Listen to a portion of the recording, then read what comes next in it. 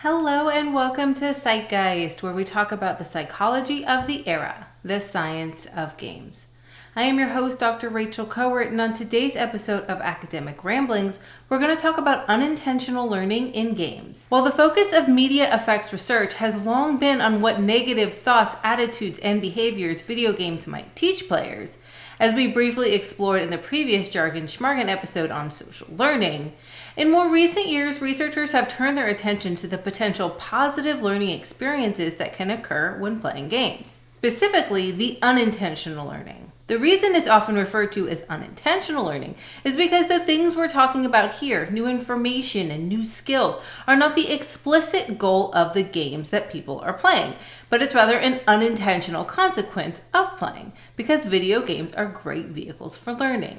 How do video games promote learning, you ask? Part of the reason that video games are such great vehicles for learning is because they induce a state of flow. Often referred to as being in the zone, players experience flow states when the in-game challenges are perfectly balanced with the skill level of the player. When in a state of flow, players become hyper-focused on the in-game tasks and become determined to complete them because their skills are being appropriately challenged. It is in this state that various kinds of learning can occur. Flow states have been found to have a meaningful influence on satisfaction, knowledge, understanding, and learning effects. An adapted model from Egbert 2004, taken from Carr 2018, helps illustrate the relationship between tasks, skills, flow, and improved performance. As seen here, when the skill and the task match, as they do in a well-designed game, flow is induced and the individual, or the player in this case, will see improved performance. Games are also great vehicles for learning because people want to play them. They're fun. On top of that, playing together socially reinforces the activity, making people want to play more. In this sense, video games are ideal learning spaces. People want to play them, they're socially reinforced, and the flow induced by a well-designed game promotes learning. So what have video games been found to unintentionally teach us? While visual spatial skills are often the focus of these discussions, researchers have found video game play can promote the acquisition of a variety of skills and abilities, including creative thinking, problem solving, and leadership skills. The link between video game play and creative thinking may not be particularly surprising, as most video games require players to develop solutions to different problems in a short amount of time. Whether you're exploring a new world, solving a puzzle, or figuring out how to mine all the adamantite you need to make that sweet motorcycle in World of Warcraft, overcoming various in-game challenges promotes creative thinking and helps the player develop more complex problem-solving skills.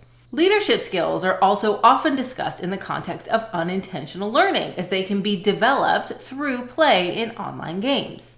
Massively multiplayer online games provide a particularly unique opportunity to observe, learn, and lead groups of all sizes, ages, and backgrounds. If you ever had to lead a 40-man molten core, I know I'm aging myself, but I don't even care, leadership skills were developed.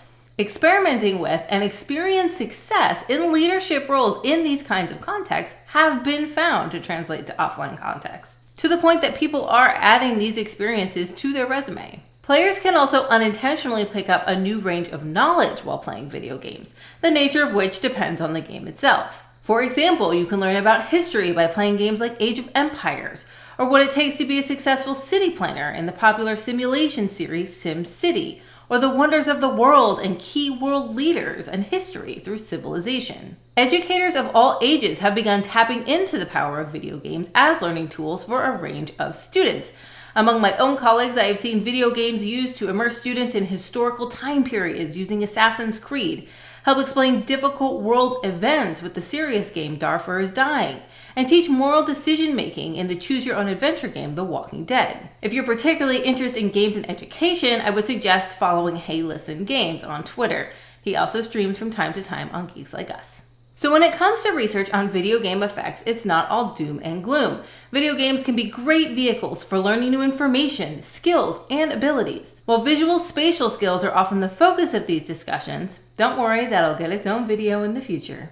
Positive effects of games extend beyond that to creative thinking, problem solving, and leadership skills. See, Mom, video games did teach me things. If you like this video and want to see more, please like and subscribe. And until next time, be excellent to each other and always cite your sources.